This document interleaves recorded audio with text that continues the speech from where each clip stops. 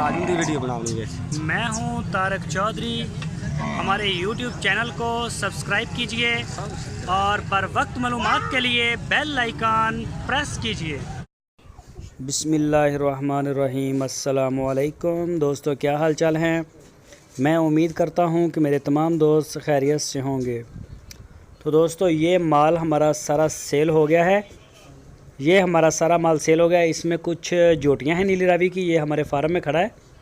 तो इसका सौदा हो गया है। ये जाएगा रहीम यार ख़ान से आगे मीरपुर मथेलो से आए थे आसफ़ भाई, वो लेके जा रहे हैं। जोटियां भी हमने ही परचेज़ करके दी हैं इनको। और ये सहीवाल की बछड़ियाँ और ये चोलस्तानी बछड़ियाँ मिक्स सारा माल जो है ये गोटकी में जा रहा है। तो अगर किसी दोस्त को सहीवाल नस्ल की बछड़ियाँ या चोलस्तानी नस्ल की बछड़ियों की ज़रूरत हो तो वो अहमद हसन के साथ रब्ता कर सकता है। हरुणाबाद में उनका फार्म है। लोकेशन जो है वो हरुणाबाद की है। ये देखें, ये तकरीबन टोटल 20-22 जानवर थे जिनका सौदा हुआ था।